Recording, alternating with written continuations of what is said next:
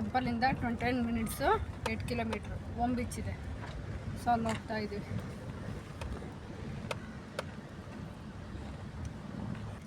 ನಮ್ಮ ಒಳ್ಳಲ್ಲಿ ಕಾಲಿಡೋಕ್ಕಾಗ್ತಾ ಇರಲಿಲ್ಲ. ಕಾಲು ಬಿಸಿ.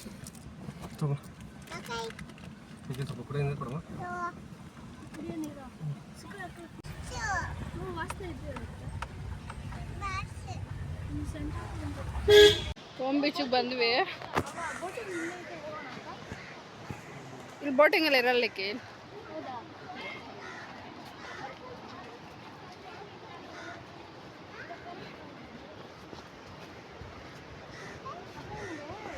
ಸಿಕ್ಕಾಬಿಟ್ಟೆ ಬಿಸಿಲು.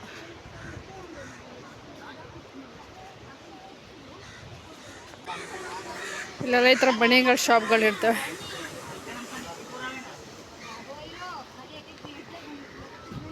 ಮಣಿ ಎಲ್ಲ ಒರಿಜಿನಲ್ ಅಂತಾರೆ.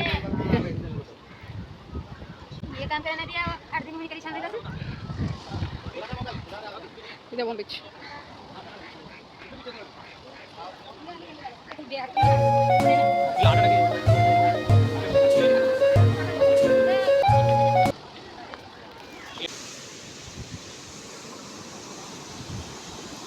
ಚಿಕ್ಕವರಂತೂ ನೀರು ನೋಡಿದ್ರೆ ಎದ್ದು ಬರೋದೇ ಇಲ್ಲ ಅಂತ.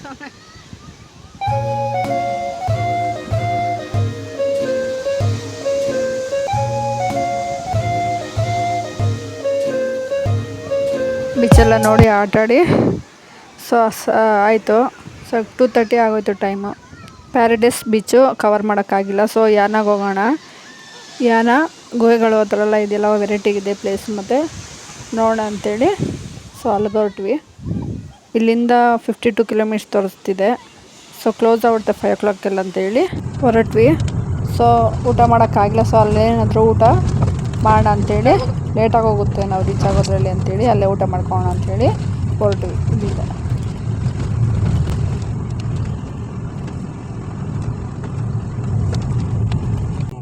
ಯಾನಾಗ ರೀಚ್ ಆದ್ವಿ ಈಗ.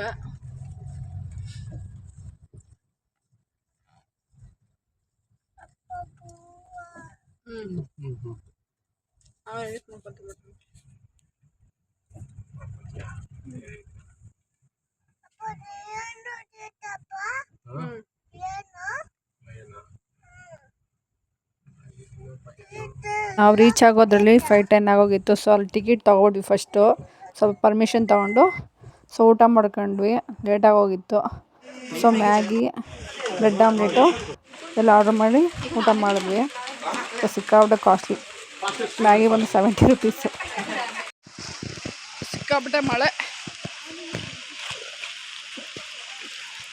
ನಮಗೆ ಪ್ಲಾಸ್ಟಿಕ್ನಿಂದ ಮುಕ್ತಿ ಕೊಡಿ ನೀಡಿ.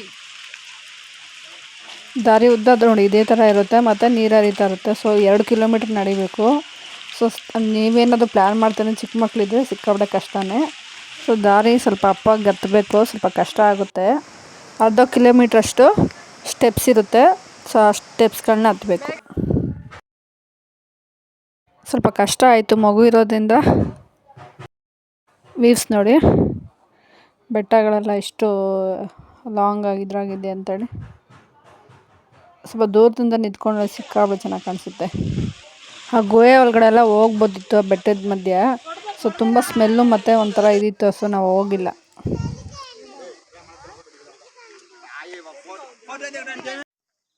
ಫಾಗ್ ನೋಡಿ ಹೆಂಗೈತೆ. ಹಾಗೆ ನಾವು ರಿಟರ್ನ್ ಬರಬೇಕಂದ್ರೆ ತುಂಬ ಕಷ್ಟ ಆಯಿತು. ಒಂದು ಬ್ಯಾಚ್ ಇತ್ತು. ಸೊ ಅವರೆಲ್ಲ ಮುಂದೆ ಹೋಗ್ಬಿಟ್ಟು ನಾವೇ ಲಾಸ್ಟ್ ಆಗೋದ್ವಿ. ಬರ್ತಾ ಬರೋದು ತುಂಬ ಕತ್ಲಾಗೋಯ್ತು. ಮುಗಿಸ್ಕೊಂಡು 2 ಕಿಲೋಮೀಟ್ರ್ ನಡಿಬೇಕು ವ್ಯೂಸ್ ನೋಡಬೇಕಂದ್ರೆ. ಬೆಟ್ಟದ ಮೇಲೆಲ್ಲ ವ್ಯೂಸ್ ಚೆನ್ನಾಗೈತೆ ನೋಡೋಕ್ಕೆ. ಅದೇ 2 ಕಿಲೋಮೀಟ್ರ್ ನಡಿಬೇಕು, ಅದೇ ಕಷ್ಟ.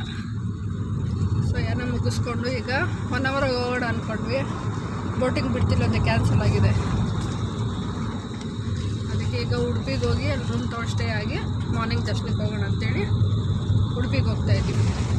ಉಡುಪಿಗೆ ಹೋಗ್ಬೇಕಂದ್ರೆ 1 hour ಮೇಲಿಂದ ಹೋಗ್ಬೇಕು. ಸೊ ಅಲ್ಲಿ ಊಟ ಮುಗಿಸ್ಕೊಂಡು ನಾವು ಹೋಗೋದ್ರಲ್ಲಿ ಫುಲ್ಲು ನೈಟ್ ಆಗೋಯಿತು. ಸೊ ಹಾಗಾಗಿ ನಾನು ರೂಮ್ ಎಲ್ಲಿ ಮಾಡಿದ್ವಿ ಏನು ಅಂತ ವೀಡಿಯೋ ಮಾಡೋಕ್ಕಾಗಿಲ್ಲ.